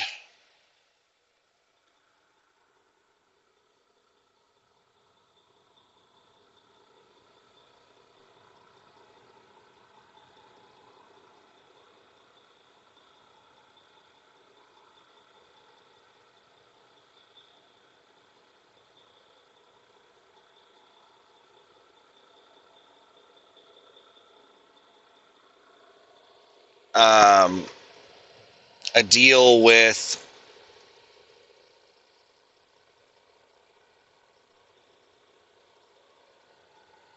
Pilot Flying J where our fuel discounts included 10 points per gallon. Like we always got 10 points per gallon. It didn't matter what our level was. But it was only at corporate-owned Pilot Flying J's and franchisees that opted into the program, which there were no franchisees that opted into the program. And you found out very quickly that most Pilot Flying J's are franchises. They're not corporate-owned. So, yeah, it is like I got 10 points per gallon almost never.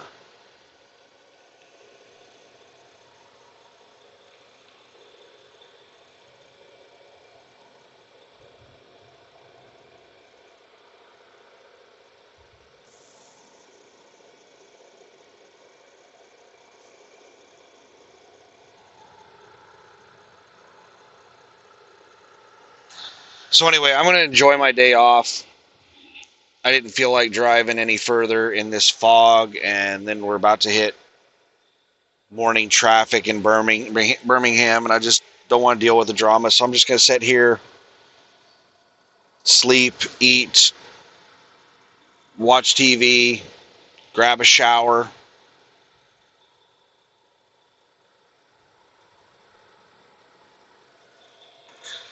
and it shouldn't be a very big deal when I leave this evening or being parked throughout the day. There's probably not going to be too many people parking next to me throughout the day. They're going to grab these spots in the center as trucks start leaving. People will be grabbing these pull-through spots in the center. Holy shit. I think this guy is going to be parking next to me. Nope, he pulled way too far forward for that shit. He does appear to be looking for a parking spot, though. He's circling the lot looking for a parking spot.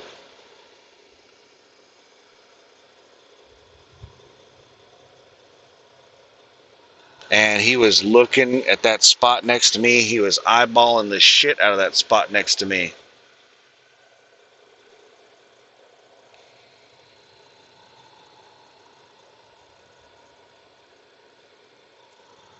So he's probably going to circle around and come back and park in that spot next to me, which one of the reasons that I'm still sitting here in the front seat is because I'm concerned about somebody parking next to me with that hot shot parked right there. Because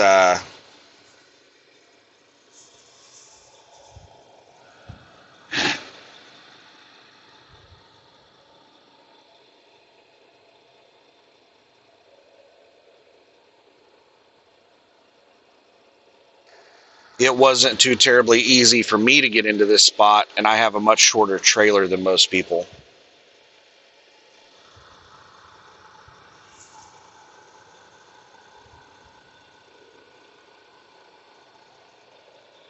Ashley Furniture pulling a tanker? Huh.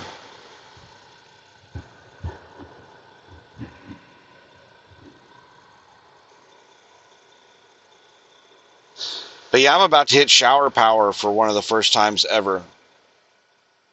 817 gallons. So 2 more fuel ups and I'll have shower power for next month.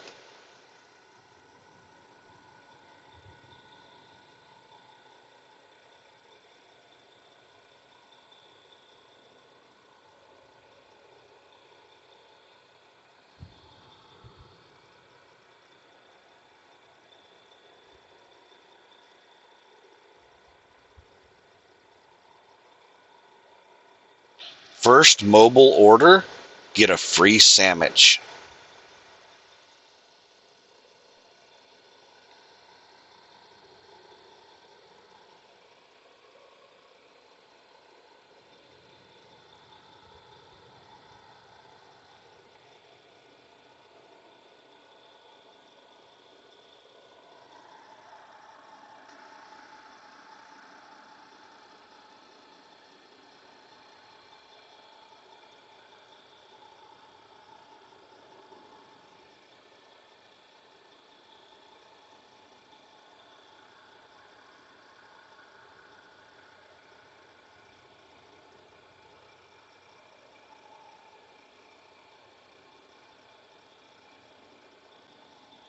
I don't think it's the blower, because whenever I turn it to max, I can hear.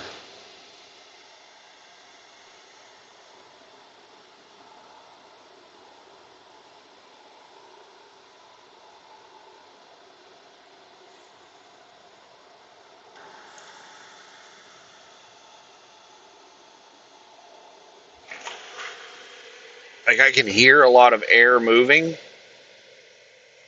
but there's just not a lot coming through the vents.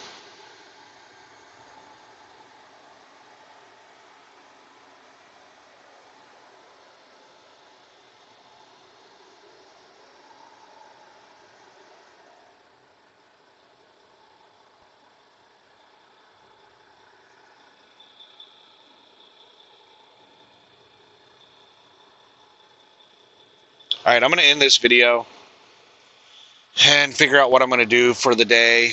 But I should only be about 500 miles away. I can double check right now.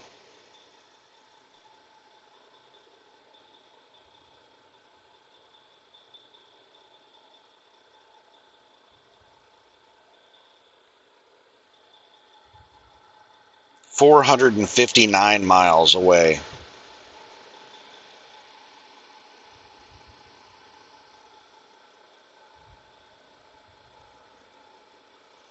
But that's going straight through the middle of Atlanta, so it's going to be a little bit further than that, because you have to take the bypass around Atlanta.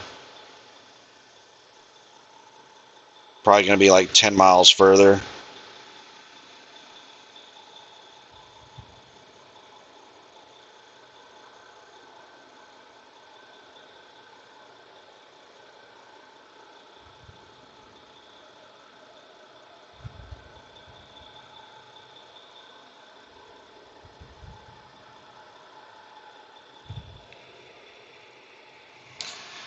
But anyway, good night, good day, sir. Have a good one. Bye.